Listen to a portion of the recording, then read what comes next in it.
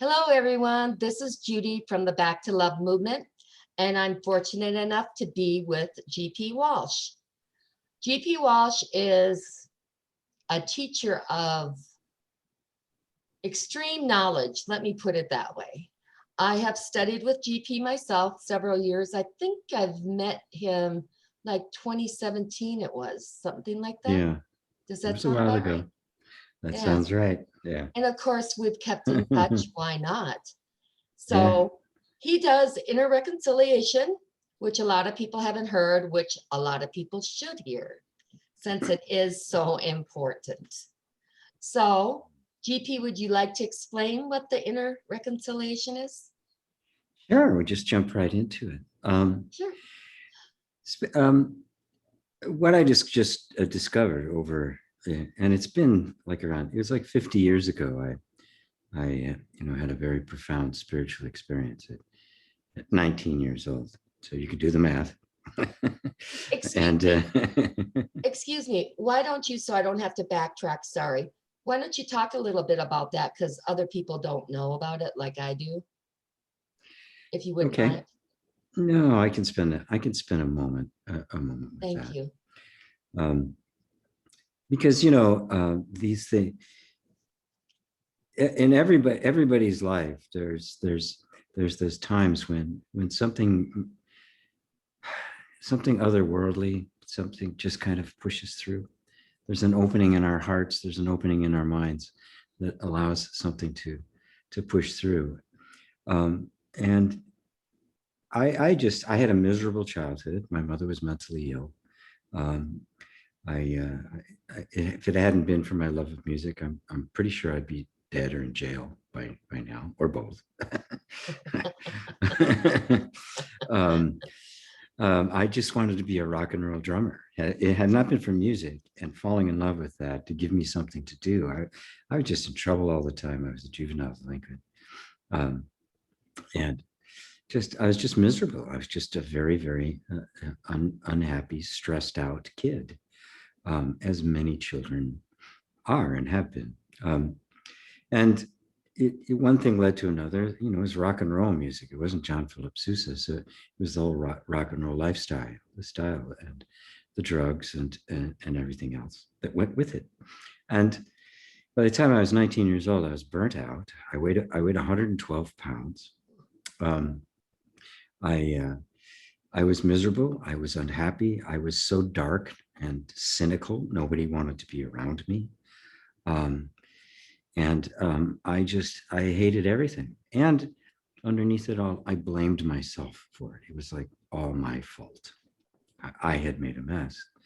And that's exactly how I had felt. Well, on this particular night, um, I'm living in the middle of Wisconsin, playing in bar bands. I'm 19, but the legal drinking age for beer was 18 in Wisconsin at the time, so I could eke out a living as a drummer in a bar band, sleeping on the floor in a house because I had no bed and no room, um, and and so life was really, I was living the I was living the rock and roll dream, right? um, well, one particular night, I'm with a bunch of people, getting wasted as always, and in the middle of it, uh, I don't know, some time in, I was just sitting there, and suddenly my whole body just seized up. I couldn't move it. I couldn't even feel it. I was just completely, all I could move was my eyes. There's just this terror came over me, just this unspeakable terror. It was just so intense. I couldn't feel anything. I couldn't move anything. It was just, it's just impossible to describe just the utter terror of it. And I thought I was dying. I thought, this is it. It's over. And frankly, there was a bit of relief in that idea. Well, I was sitting there just kind of moving my eyes like this, um, just completely paralyzed, when, completely without warning and completely out of my control, my body gets up, walks out the door, and starts walking. Now, I have no control over it, right? I have no idea what it's doing. It's completely on autopilot. It's not obeying me at all. I'm still sitting up here somewhere like in this state of terror. Well, for maybe 30, 45 minutes, turn down this street, finally stops, turns right, and I'm standing on this bridge looking down into this just horribly polluted river.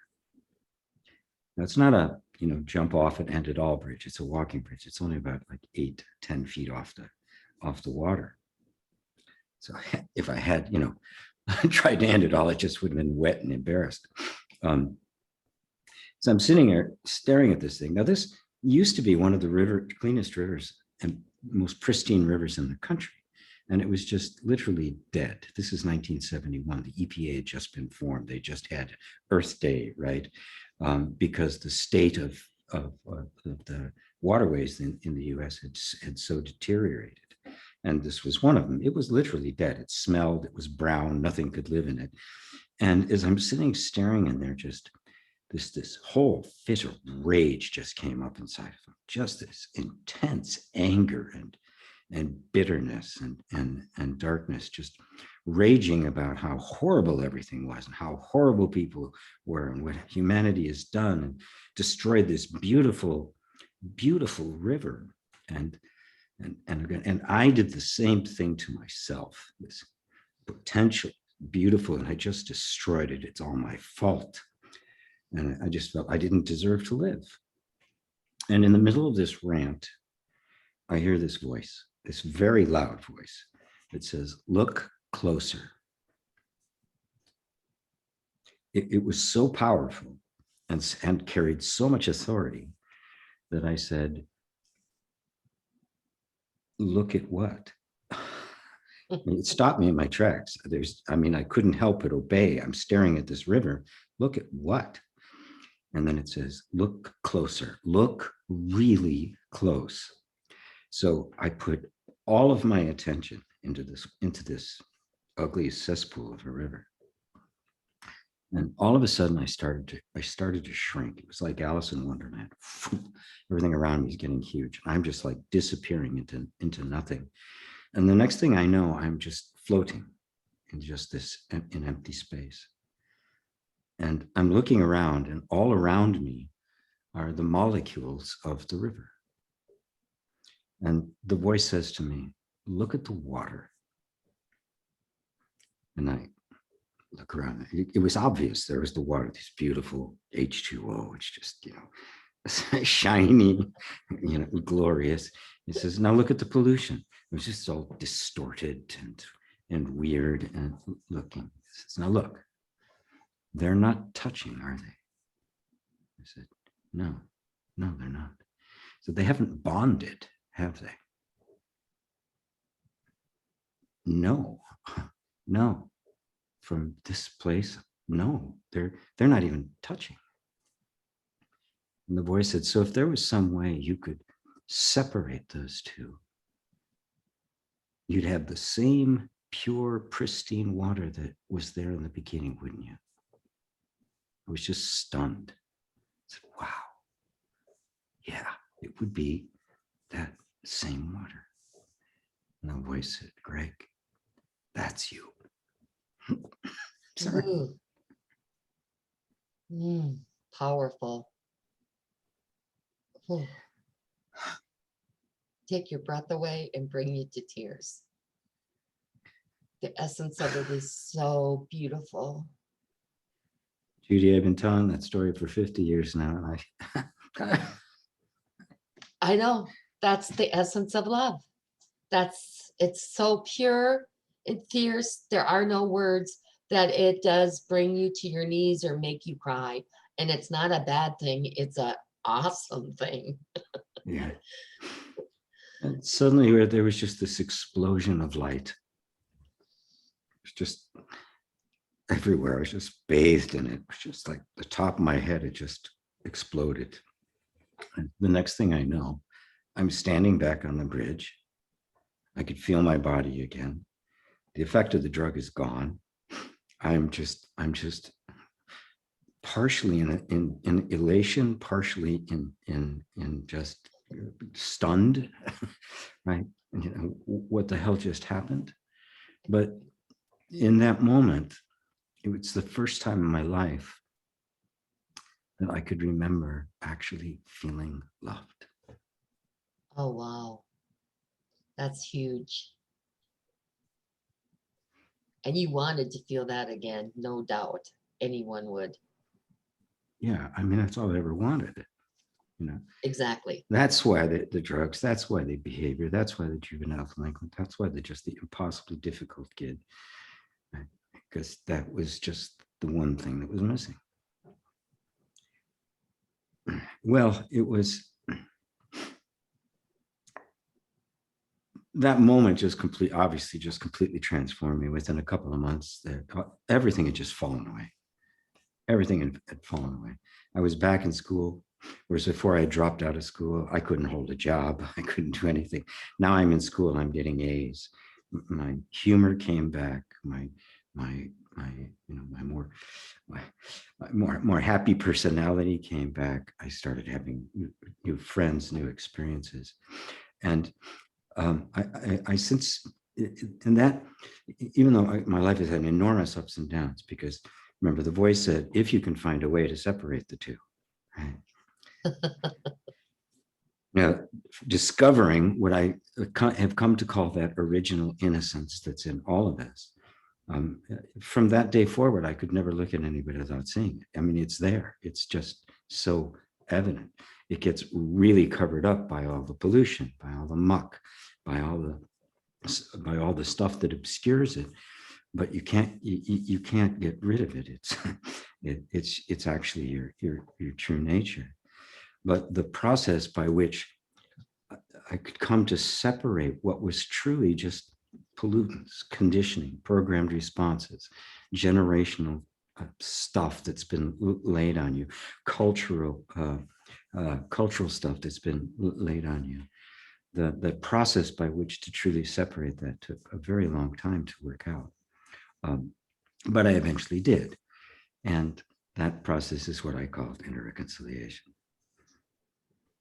And the essence of it is that original you, the pure you, that which has never been touched by any of this stuff, is still there. But the process by which we have to come to liberate ourselves from what isn't us, from what has been accumulated over time in beliefs and assumptions and traumatic events and all sorts of things that create that pollution. Primarily the absence of love. Definitely. I mean, not primarily, totally. That is what it is. It was an absence of love, meaning meaning acceptance, being allowed to be yourself fully, you know, permission to express your own nature. And so it became a matter of reconciling with all of these different aspects that had been just completely fragmented within us. It's really a disconnection from your soul, and inner reconciliation, as it means, it's to reconcile, to bring back into harmony, to reunite things that appear to be opposites, and end that inner conflict, or end suffering, be happy. That's my motto. that's my mantra, right? Right. Definitely. And I can attest that it works, since I took all 3 levels, and it does work. It does work. It does. I'm here to attest to that fact, that it is very doable. And it's because it's your own nature. yes. Your nature is actually that love. That's why it works so well. That's why it's not self-help, it's self-discovery. You're reawakening what you've always been, but you've forgotten it. It's been conditioned out of you. I mean, we've been forced into these little buckets of how we're supposed to behave. And it took me a very long time to really understand how the nervous system works, how conditioning works, what happens during traumatic events, which my entire first 19 years was nothing but one continuous traumatic event. The systemic diminishing of somebody, the effect that has, how we compensate for it. It was not something you just kind of watched a YouTube video or Right. read a magazine article and you understood. Of course, YouTube didn't even exist then, right? No, right, exactly. Were there even computers? No. Well, there were, right? Right. These big, huge things that Right. required that required air conditioning and special buildings and stuff. No, I mean, when I was first born, we didn't have a TV. I was still relatively new. Yeah, I totally get that. I mean, we've lived through. It's unbelievable what the world has gone through in the time I've been around. So I would like to just point out the fact, and just to make people aware of where you were at and what happened, meaning that you don't have to be a saintly person that's studying consistently, etc. That this can happen to anyone at any time. Yes. Yes, I wasn't even looking for it. Exactly. Exactly. I was just a rock and roll drummer. I want to get stoned, right? So I didn't feel, right? Which is basically what that was. And the only time I had permission to feel anything was when I was playing music, right? So they would go hand in hand. No, I was not a candidate for sainthood or even becoming a spiritual teacher. Exactly the opposite.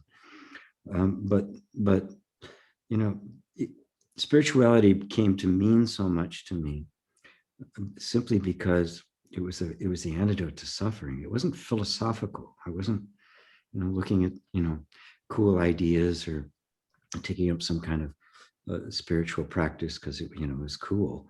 It was because I was suffering miserably and I needed a way out. And I didn't know how to get out. I had no idea what to do, and nobody I knew had any idea what to do. Yeah. Well, And it certainly wasn't as prevalent as it is now. no, my Not goodness. by any. Course of Miracles would be 5 years before it'd be written. Yeah. Let alone anybody heard of it. Nobody had heard of Wayne Dyer or Deepak Chopra. The whole self-help consciousness movement was still a decade away. None of this was even available to So you me. were just basically feeling your way blindly. I mean, you really didn't have any help. Like, no, I didn't. Right now, someone could go look up anything on the internet. Yes. And get answers galore. Yeah, more than they could possibly process. But right. No, there was nothing. There was nothing. So you had to be your own compass. What would you say your biggest obstacle was? My remaining ignorance, the lack of availability of any real teachers, and just the normal stupid things a young man is going to do before he understands the nature of ego and conditioning, right? I mean, I did not understand. I was, on one hand, I'm talking to God, and on the other hand, I'm this totally dysfunctional person, right? I mean, I didn't have the great upbringing. I didn't know how to do anything. I was scared to death of women. I didn't know how to handle money. I did not know how to live at all, right? And so I'm trying to sort this all out. And on the other hand, I'm just like, I'm spending half the time just on another planet. So somehow I had to bring these things together, right? I mean, you could tell why eventually it became called inner reconciliation. They were just two completely different worlds, and I'm just completely naive about the whole thing. Happy finally, just kind of basking in the bliss of not being utterly miserable and on the verge of ending it all anymore. Being able to function, being able to have access to, some of my natural abilities to be able to enjoy myself, that carried me for a while, right? Right. Before the deeper stuff began to arise, all the triggers, the programmed responses, the things that would just kind of close my mind, that would narrow things rather than expand them. And then I'd find myself just in some situation, how the hell did I get here, right? I have to extricate myself in some way and not really know how. But these were all the processes by which I eventually learned all the different ways in which we basically shoot ourselves in the foot and why and where they were coming from. So, the practical education I got on this road was one of, we're just going to let this guy make every possible mistake you can make. We're gonna bail his ass out, and eventually he's going to see what's happening. And you I did. I was not given any special dispensation. Oh, Not no. even a coupon. Not even a coupon. No, totally. So kudos to you. A lot of people couldn't have done that. So really, kudos to you. That's major. I just didn't know how, I couldn't do anything else. Right? When something like that happens and it hits you so deeply, everything becomes, you're trying to pull these things together. I couldn't leave it. You can't unring that bell. Right. You just can't. It's just too profound and too powerful and too beautiful. You just become determined to find that whatever it is that is intruding itself on it. That has to be what's wrong, not this. This must be right. It's so obviously true. But there's all this other stuff that's so obviously untrue. The stupidity, the brutality, the and arrogance, the willful ignorance, the polarities. You're gonna just go, what in the world is going on?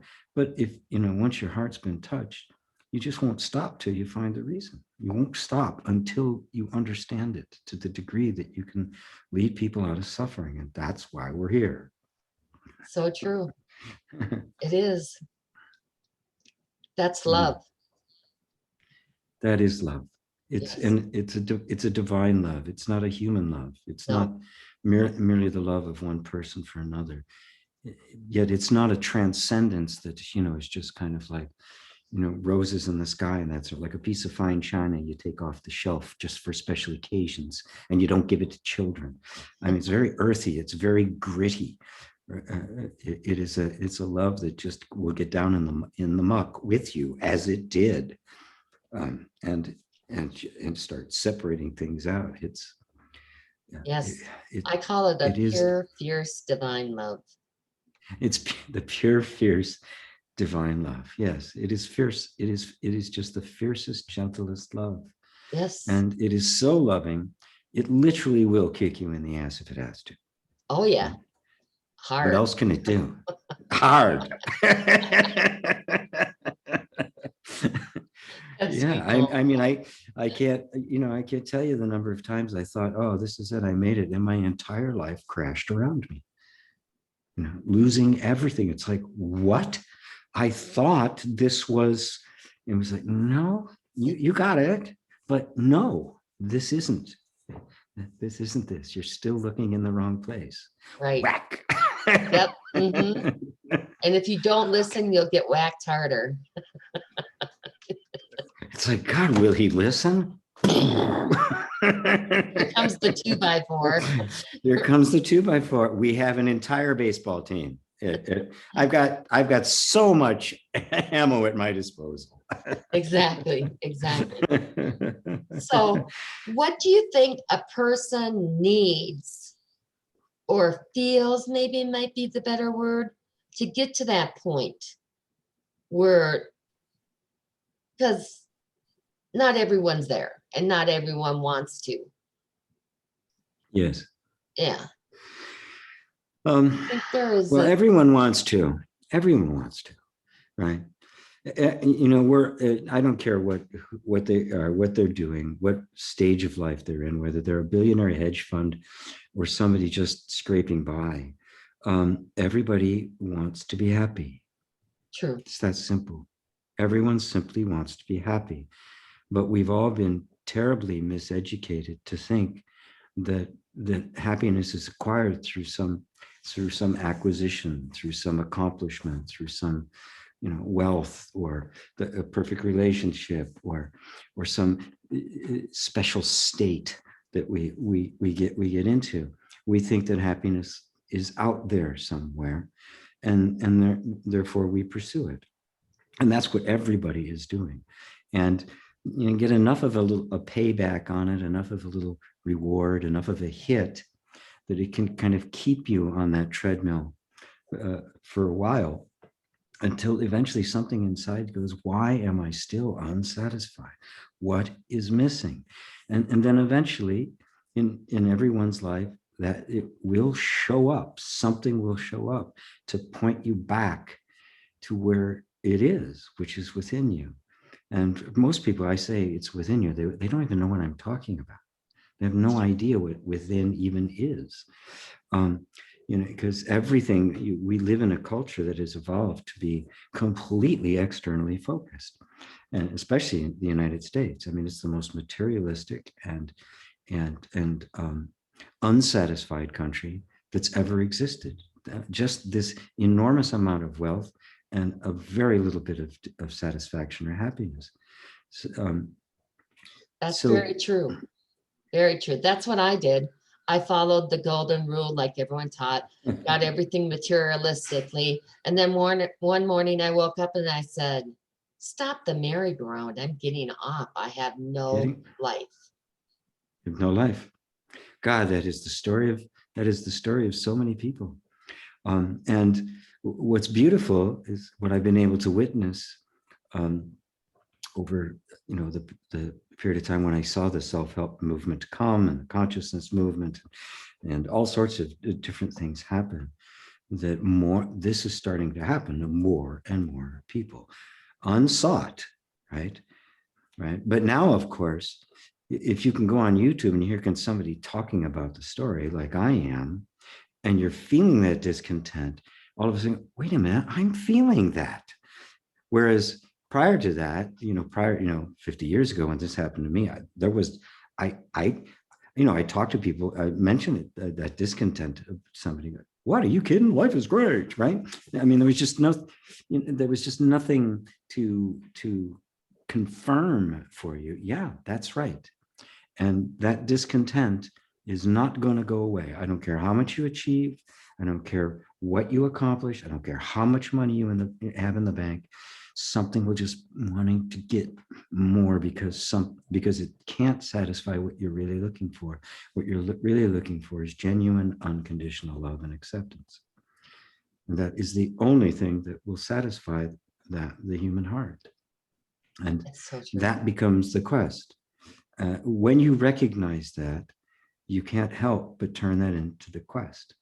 And that's where it becomes difficult, because you find your entire life has been based on exactly the opposite. Right. That was like when I heard a healer say, everything you've been taught is a lie.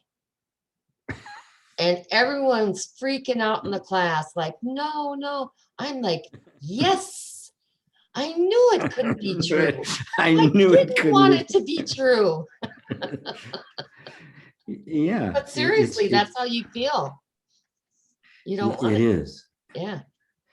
And, and it's not really quite accurate. It's not a lie, because the lie is like a conscious choice to say something false. It's just the ignorance that we don't know. Right.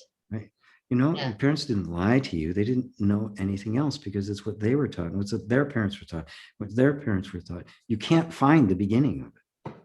No. I mean, there is nobody to blame for any of this. It is a state of mind that took root and grew, and now we're seeing the inevitable fruits of the sense of the separation and the egoic mind amplified 1 billion times. I mean, that's what the world is experiencing. That just the complete collapse of this structure of materialism based on the egoic sense of success and wealth and happiness. And there's no happiness there to be found, which means the big question, well, then where do I look for it? How do I find it? And so when somebody says, where's within? Where do I look? I'm looking inside. I don't see anything, right? right. I said, well, what you have to do, sorry about that. No what worries. you have to do my red lentils have soaked long enough. um, what you need to do is to start with a very simple practice. Right? Every relationship course that's ever been made, in every relationship therapy or couples counseling, the very first thing they tell them to do is to listen to one another.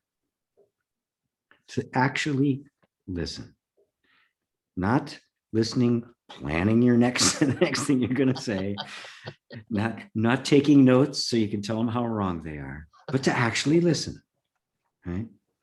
To try to hear them and where they're coming from. And with inner reconciliation, the first step is you do that to yourself. You start to simply listen to your own feelings, which means I'm just quiet. And there's a feeling in my body. And I notice how I want to judge the feeling. I don't like the feeling. I want to get rid of the feeling. I want to push the feeling away. I wish it would go somewhere else. Right now, without knowing it, you're literally rejecting yourself. Right? In the beginning, when you're the exuberant child, and your exuberance meets with the less than a pleased response of the tribe, something puts a damper on that exuberance, that energy, and it just kind of goes underground. So here you are as an adult, some feeling comes up, you go, oh, that's a bad feeling, I want to get rid of it. What's the difference between that and the child whose parents just reject their feelings and they have to hide them? What's the difference? There isn't any. Oh, It's exactly the same. You're doing to yourself what got done to you in the first place. This is why I say self-help doesn't work, and inner reconciliation is not self-help, because it always starts from the premise that there's basically something wrong. We're going to be really nice to you and benevolent and love you, but there's basically something wrong. You got to be fixed. If you look closely, it's underlying all of it, all religion, all spirit, even spirituality, spiritual practices. It's all about something needs to be fixed, made better. You're not quite there. Close. Check off a few more things, but you're not quite there. I start from that moment back on the bridge when I saw it. There's absolutely nothing wrong with you. Right? You have accumulated stuff that doesn't belong to you. That has to be removed. So what do? You start by listening to your own feelings without the judgment, without the agenda. Now, that's easier said than done at first, because we have been trained into rejecting ourselves right from the get-go. Because, in order to really survive with your parents, you couldn't reject yourself just when they were doing it. You learned to reject yourself, period. You do it instead. Right? correct. Just to illustrate this, I'll tell the quick story about somebody, a friend of mine who told a story. She was sitting with her sister and their 2-year-old and her 2-year-old daughter, so it's my friend's niece. And this is, these are good. She's a good parent, right? I actually met her once. She's really good, really loves the child, right? Well, the kid went to do something. In this case, was actually dangerous. I don't know, reaching for a knife or something like that. And the mother just no loud and just kind of slapped her hand away, right? Mm-hmm. Right? And it was like, and the child was kind of upset about it. Well, a little bit later, they were my friend and her sister were sitting there talking, and they both looked up, and the little girl was reaching for something. She saw them looking. She stopped and went, slapped her own hand. Yeah. Of course, the two of them just went into a fit. Oh God, no! Yeah. Grabbed her and just kind of loved her up totally. But this is, it's such a graphic illustration that Yep. we simply do it to ourselves, and it continues. And if I can be so bold and rebellious as to say, the entire structure of self-help grew out of that. It is this. The law of attraction is this. Yeah. It has all the best intention. It's not a criticism of the intention or the heart behind it and the people who practice it and want to help others. But the system itself is fundamentally flawed. And it's, you can just feel it's a completely different spirit. If it's just okay to feel what you're feeling because you're feeling it, right? It's your feeling. That's so big because I was always confused and I never trusted my feelings because of that. I Yes. thought that my feelings were, quote, wrong most of the time. Yep. That's what happens, Yeah. right? And the law of attraction has, it's my thinking's wrong now. Something bad went wrong. Oh my God, we beat ourselves up. It was all my fault. Bad thoughts. Get rid of the bad thoughts. Get rid of the bad thoughts. Get rid of the bad thoughts. I that's what, and we just torment ourselves. We just torment ourselves. What if, okay, the bad thought is there. So what? Let it be there. See what happens. Right? It's so amazing when you drop the resistance to it, right? It transforms into a puppy dog in front of your eyes. Yep. Right? Because it was you who was creating the problem. Not it was just the thought, but not the thoughts of bad thought. We got this whole litany of these horrible things. This feeling's got to go away. I can't have this feeling. But without that, it's just a feeling. So the whole inner conflict, all self-rejection, is all being created and sustained by us. Totally. Not on purpose, of course. Oh, and right? unaware too. Completely out of our own ignorance of our actual original innocence. So my experience on the bridge is still there, that original innocence. It just took forever to figure out how to clean away all the muck. And that's where it starts. I call it the yoga of allowing. You're simply letting yourself feel what you're feeling. And it is such a powerful practice. It is. And you'll just see the entire scene. It won't take you 50 years, I guarantee you. The entire scene of how the whole thing got constructed will just appear in front of you, because you stop fighting it. And when you stop fighting it, what you do is you create an inner atmosphere, right? An inner environment. Now, your nervous system is the most adaptive thing in the universe. It can adapt itself to anything. And obviously, the more adaptable an organism is, the better its chances are at surviving, right? That's why cockroaches are everywhere and can survive an atomic bomb. They can eat anything. Right? So they're great, but human beings are the same way. We will conform ourselves into any environment. And that's what the child does. It literally molds itself to fit within the environment of its tribe, its family, become whatever it needs to become in order to survive within that environment. Now, the particular shape you got put into, where you could put the way you were conditioned or programmed to be, the way your sense of self and identity developed, depended completely on the nature of that container. Right?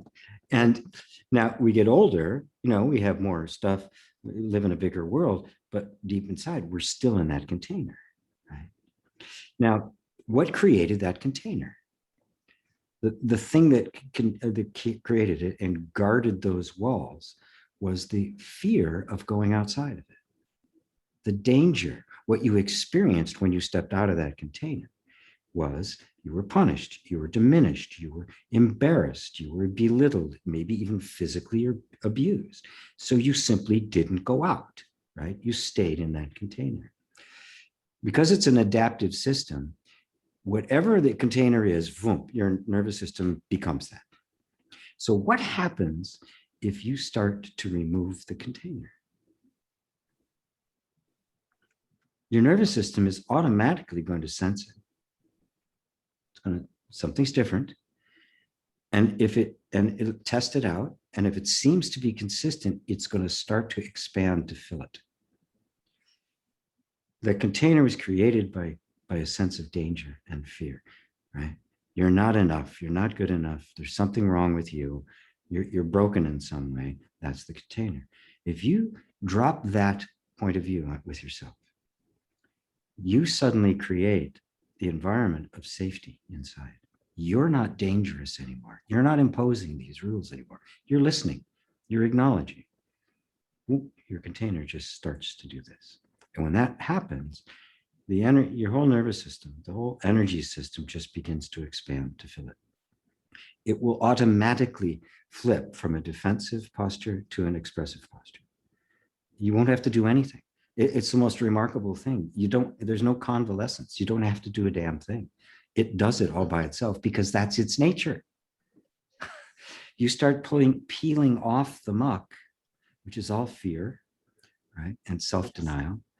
And what happens? Oh, sunshine.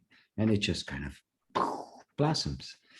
And that really is the process. It starts with allowing, which I call inviting. You're actually inviting feelings now. You actually switch sides instead of go away. It's like, yeah, come on in. Ooh, yeah, you do feel kind of nasty, but come on in. And the second I call inquiry, and that's come on in, let's talk. Right? And it's the weirdest thing, and I know you've experienced it, where suddenly these inner energies, they're almost like they're alive, like they're sentient beings, and you can have little conversations. I know it sounds weird, but it works. And the process, in that process, you begin to dig up all of the muck, all of the pollutants. It all starts coming to the surface, and you find that it was all created simply to keep you safe. And the very mechanism you've been fighting this whole time is actually doing nothing but trying to keep you safe. Right. And in the only way it knows how to do. And when you're the one fighting it, it has to keep you safe from you. But if you stop fighting, it can put down its dukes. Right? Yes. And now it starts to become really pliable and moldable, and you can literally invite it to protect you in a different way. Yes. Because you can't stop it from protecting you. That's what it does, right? Right.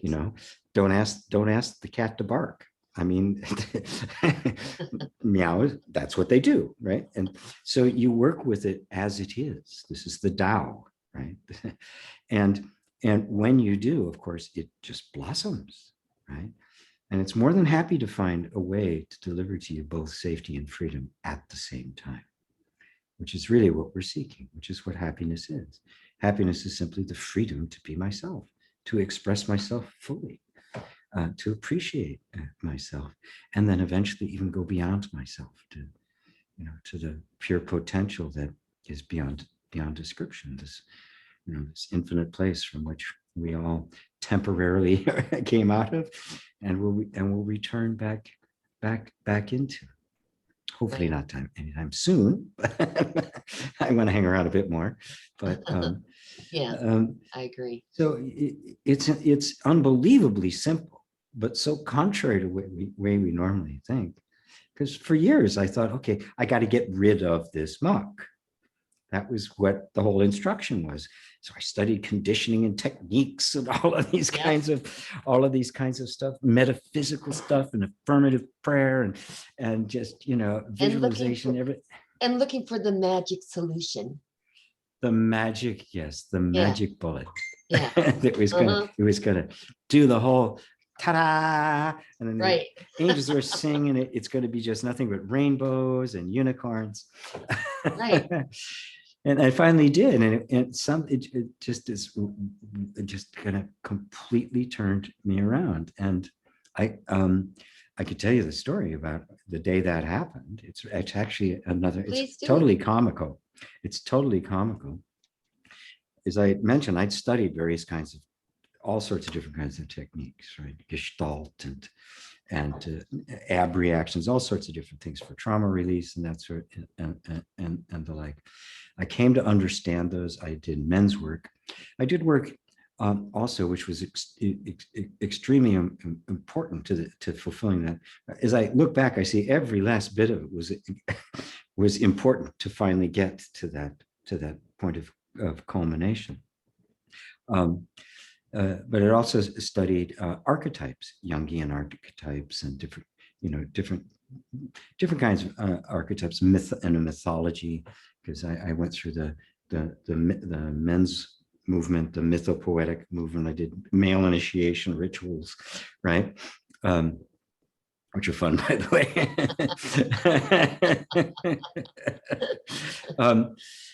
So I was, I was primed, right? Mhm. But there was still this idea somehow that I had to find this magic bullet for, for getting rid of, finally, disposing of all the conditioning and stuff. I was sitting there one day,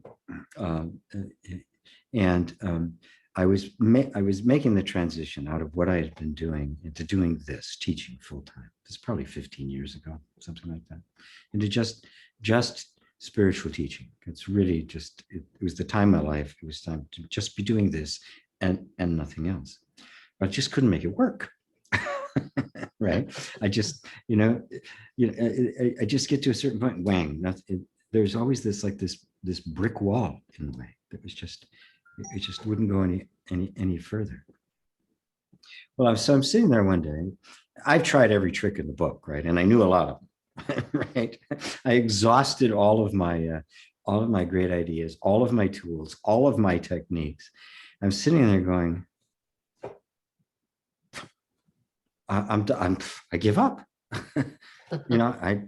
I'm completely out of moves. And I just sat there. I put my hands in my lap. I closed my eyes. Go, okay. And all of a sudden, I found myself. I'm sitting in a room at a conference table, and all around the conference table are Secret Service agents. They got sunglasses, they got the earpiece, the little curly thing, they got the black suit, black tie, white shirt, right? Just these austere guys who don't smile, right? And I'm looking around this room, right? Right. I'm not tripping. I hadn't done drugs in decades, right? Right. So I'm just sitting there, right? And I asked for an answer, right? And right next to me, his face right here is another one of these guys, okay?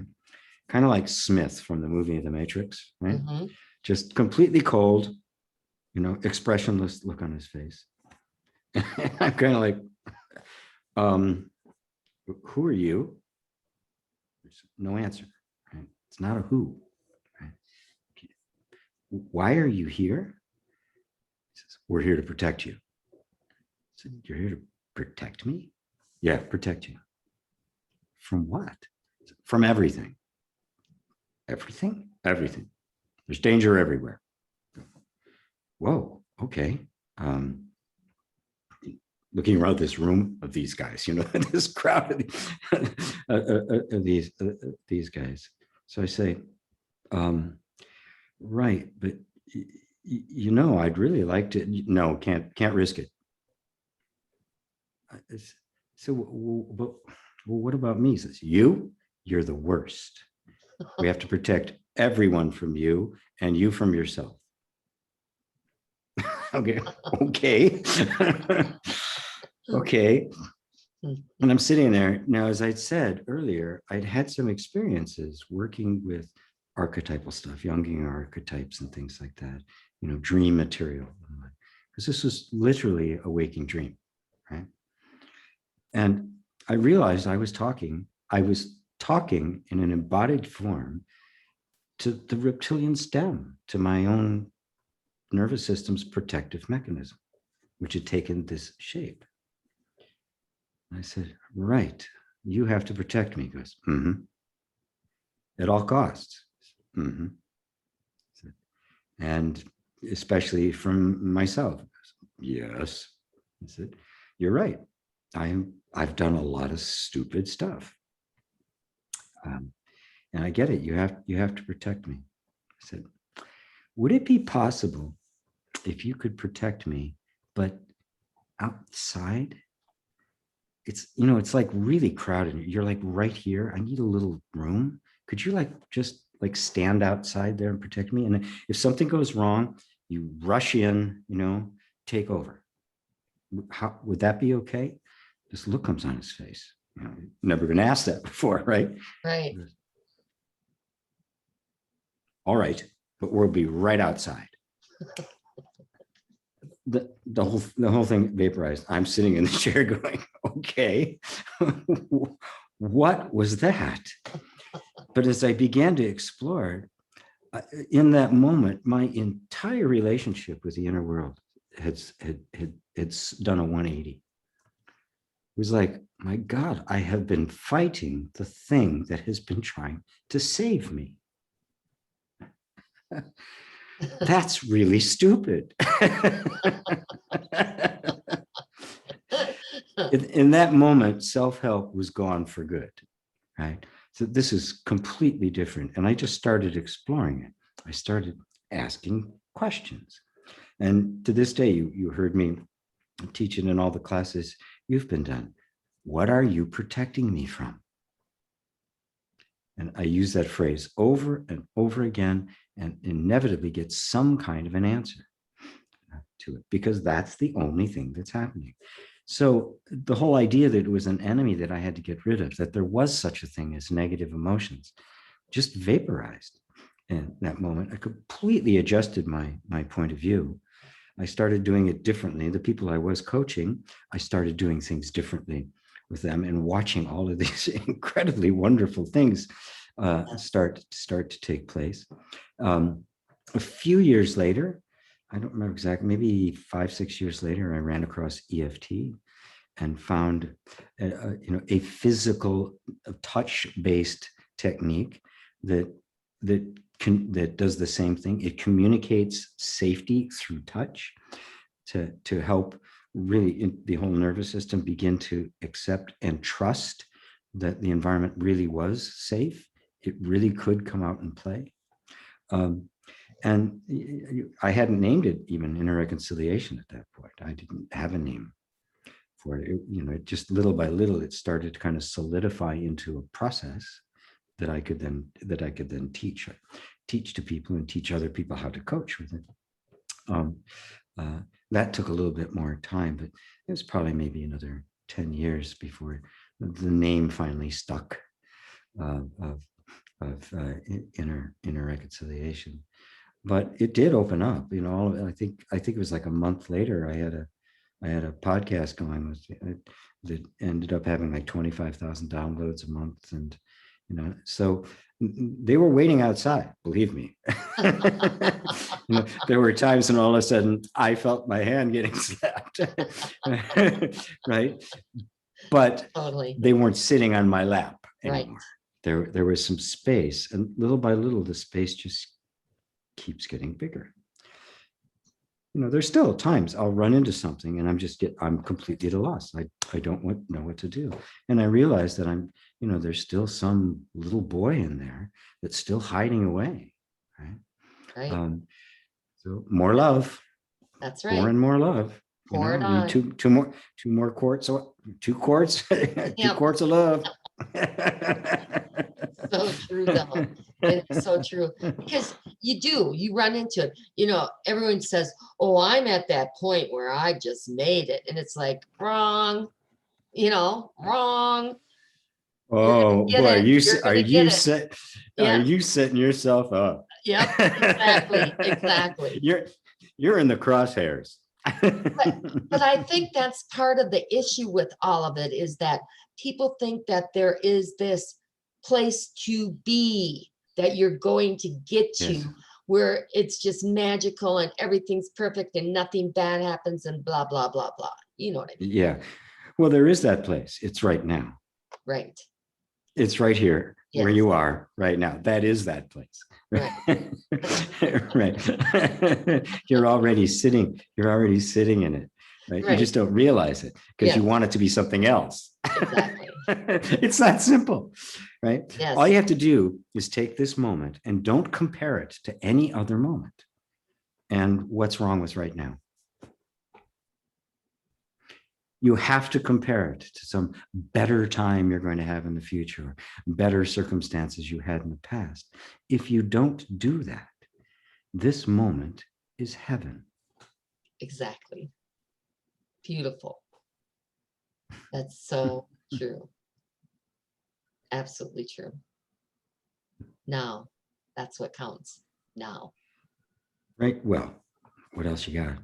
Right. Well, everyone's focused on past or future. You know that. Not That's everyone, yes. but a lot of people. Yeah. And that's, Well, again, that's society thing. We are taught, yep, what are you going to do for your future?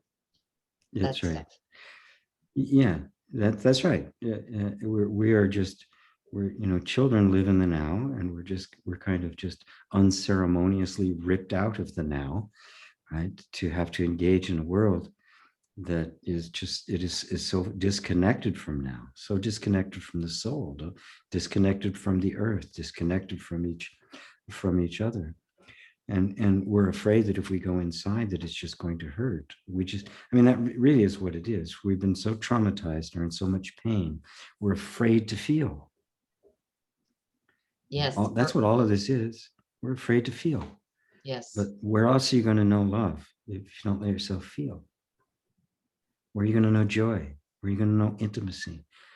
Where are you going to know the real exhilaration of life, the zeal of life?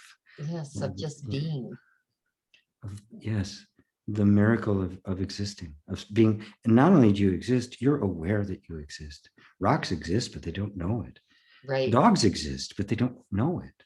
For some weird reason, us human beings have the ability to go, wow. Yeah. We can do that. What a gift. Oh, totally. It's like Totally. miraculous. Yes. And the big thing is, like you said, it's the change, the fear of being hurt or whatever with the change. People are so frozen in Yes. what they've created. Yep. And that's why it is loving for the universe, as it were, to step in and throw a big monkey wrench in our plans. That's what COVID was. Oh, yeah. Right? It It's was a big just, okay, 2x4. it's just a big 2x4. Yeah. And everyone wants to get back to the way it was. I said, not a good idea. No, no going And back. the next one's a 4x4. I don't know about you, but I don't want to experience that. Just saying. Exactly. Exactly. You All the don't hear more. me. I may have to shout a little louder. It's like, I heard you. I heard you. All the more. Message received. So you do have a class coming up, don't you? An IR class? I Reconciliation? I do have an inner reconciliation. It's called Foundation for Facilitating. Oh, So it is about people. It is for people who have. I'm asking everybody to get into to simply go through the level 1 home study course. If you don't have it, it's included in the price of the actual training, and it's an 8-week intensive to actually learn how to facilitate it. The entire process of allowing, inviting, as I was talking about, the process of inquiry, having that inner conversation, and then the rather remarkable process of integration of how this thing begins to affect your entire life. oh yeah. And I want everybody to go through the level 1 course so they have all the head knowledge they need, so we can make the thing very experiential. So it won't be just me baby talking away. It will actually be doing it, right? With me, with Evan, who's my senior facilitator, with the classmates, with each other, we'll be doing Right. it, so they can have the experience of learning how to work with this subtle inner energy, which is actually just yourself, but because you become so disconnected from it, it feels like it's somebody else. It's true. It's true. But it's you. I mean, Totally. I can it's attest all to that you. because I did it. I went through it and it's wonderful. I would recommend it highly to anybody. And it's nice because you take it with you. It's like, Yeah. you don't have to, like, I don't have to say, hey, GP, can you feel into this for me? I know how to do it myself now. Yes. That's And what I it, want. I don't want students. I want teachers. I want, it's not that hard to grasp. I don't even ask people to stop what they're doing. If you have a particular meditation practice or a particular coaching practice or a particular anything that you do, when you shift your inner relationship, whatever you do becomes much more empowered, right, because you're taking off the limitations of it. So I mean, I've got doctors, I've got a Wall Street guy, and some financial guys. I've got psychologists, PhDs that have studied with me, as well as EFT coaches and life coaches, and all sorts from all different walks of life. Evan's a musician. right. Yeah. Yeah. Since COVID, all he's done is sessions for people because he didn't have any music work. So he's just been, full time being a inner reconciliation coach. That's So, awesome. it's not a theology or a philosophy. There's Right. no tenets you have to learn. I don't care what you do, right? It will enhance whatever you do, Oh, whatever yeah. And particular styles. it's powerful and it's powering. It's giving you Yeah. self-power, basically, showing you where it's at inside you. Yeah. It's allowing you to be in love with yourself again, be your own best friend, right? Appreciate the miracle that is your body, your feelings, your experiences that are so unique and such a blessing. And to come to realize that none of this is at odds with you. The universe is not against you. Life is No. not at war with itself, right? Yeah, it's totally, it's like the opposite side of the coin, totally. Yeah. And Yeah. it's so easy. It's a reconciliation, which means to bring into harmony, right? Yes, and it's an easy process. I'm not saying it's It is. because it's hard for you to go in there and look at your ugliness. Sometimes people, in the beginning, Right. I think that it's kind of like, ooh, I don't want to look at that. It is scary because we've Yes, been convinced that it's bad. And right, so because we've been convinced that it's bad, we nobody wants to go someplace where it's bad. But I said, it's not really bad. We just think it is. right. Go And there. once you get See if in it's there, see what happens. yeah, What's it going to do? Kill you? I mean, just go there, see what happens. If it's really bad, let me know. Right? yeah. Nobody comes out and says, "Oh, that was really bad." They go, "Wow, that was beautiful." It's like, can I do that again? Can we do that again? Can we do that again? Yes. Really, that's what It's it's like like. it It's is. such a relief and a release and Yeah. like, wow, I can feel this and it's gone. I don't have to Yeah. feel like that anymore. I don't have to It's, feel like that yeah, anymore. Yeah. it's like, yes, can I have another? Can I have Please. another, please? Yeah, you just kind of you soak it up. Yeah, you fall in love with being yourself. Yes, If you feel yourself as you really are, you find that your very nature is love. that's what we all are. It's the essence of who we be, as far as I'm It's concerned. it's who we be. Yes, Yes, ma'am. Yeah, yeah, it's not something we do. It's what you are. right, exactly. And that's the Yeah. whole point of all of this, is to bring The whole everyone point of back it. to love. Back to We love. need it. We need it so desperately. Back to Yes, love, all of us. And all of us. it's like you said, it's not the relationship love, it's that divine love. It's part of it. All love is an aspect of it, Yes, that's true too. right? But they're Yes. not separate. They're not separate. It's like No, music and the song, right? You can't separate the two. Love is the infinite energy, the infinite principle, the pure potential that manifests itself constantly in every form of love there is. Intimate love, relationship love, family love, communal love, love of your work, love of art. It's all love, right? right. In just an infinite amount of variety. And because you you can manifest it in any of those forms. You must be that love. That must be what you are, Right. which is inconceivable. We can only see it when it's expressed. We only know what music is when we hear the song, right?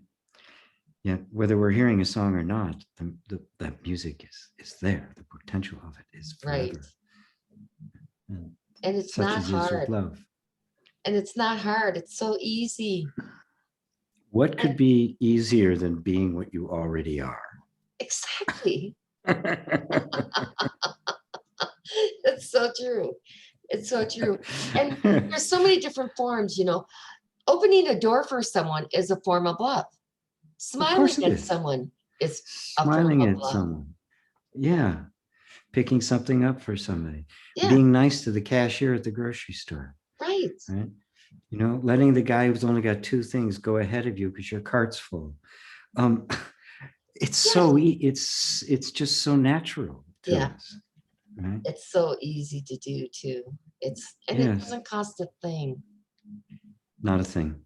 Yeah. And it always, but the reward. Is It's the unbelievable. best free, it's the best payoff you get for free anywhere. No better bargain out there. That's absolutely No, true. there is no better bargain than that. Yeah. That is so You- true. That is so true. So, how can people reach out to you? What's your website? I make it as easy as possible. gpwalsh.com. It's And that that's simple. GP as in Peter Walsh. Yes. .com. Yeah. But And it's it's not Peter. It's Paul. WALSH. Correct. Yeah.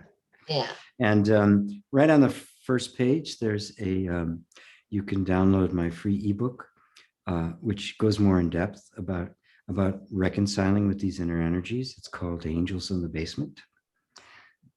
Nice. So that's Yeah. a free gift for everyone who would like to take Yep. advantage And of it's it. just it's like a 50-page ebook. It's not small. I'm sure it would be well worth reading Yeah. for anyone. And you can find out about the course there. I've got a patron program. I've got all sorts of different courses in my classroom, which is called the Om School, and there's stuff on the chakras, on EFT, on inner reconciliation, on all sorts of different subjects that would be of interest to people. Awesome. And even though there are various subjects, at the heart of all of them is inner reconciliation. And I would say they're all good, truthfully. Hey, I've experienced it, right? 3 years or Yeah, three. you have. Yeah, it's been about 3 years I was with you. Yeah. Last thing I would like you to bring up is, well, not last thing, but what I'd like you to mention before we go here, your satsangs. Right. We can't forget those. No, can't forget those. Yeah, every Sunday on YouTube. That's easy to find, youtube.com/GPWalsh. That's my channel. I've got hundreds of videos up there, all free.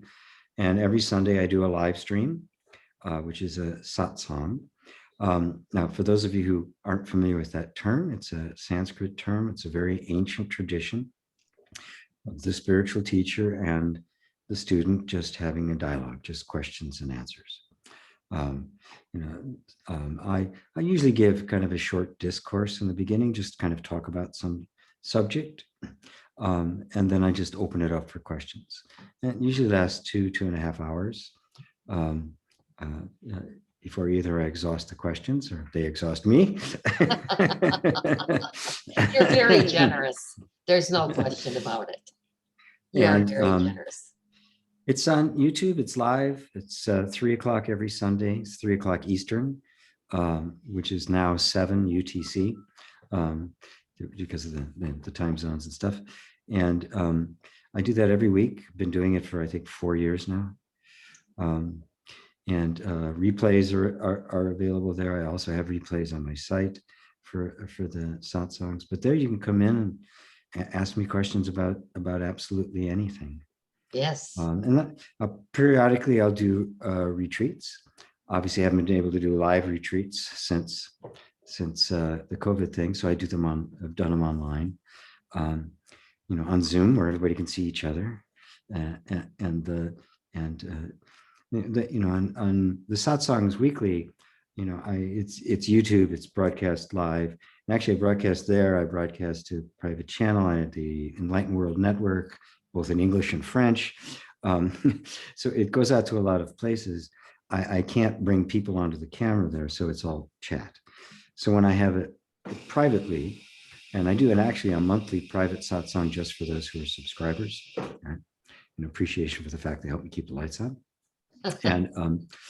And there I can actually talk to people. We can interact, one-on-one, and I can get more in depth during those, which all the courses are like that too. I spend a lot of time with people. So I think that covers it. Judy. I would also like to mention to everyone that the love meditation for the Back to Love website was done by GP as well. And it's quite beautiful. And of course, it's free. So thank you for that as well. Oh, It's you're very very welcome. beautiful. It's great to support you. Well, thank you. I appreciate it. And see, people, this is what can happen when you get inner reconciliation. You could end up starting a whole movement. You could. You very well could. Watch out. You just don't know what's Unlimited going to. possibilities, right? Yeah, you don't know what's going to happen when all that energy that's been defending you now is now expressing you. Buckle your seatbelt. Major. I think that's a good place to end it on, huh?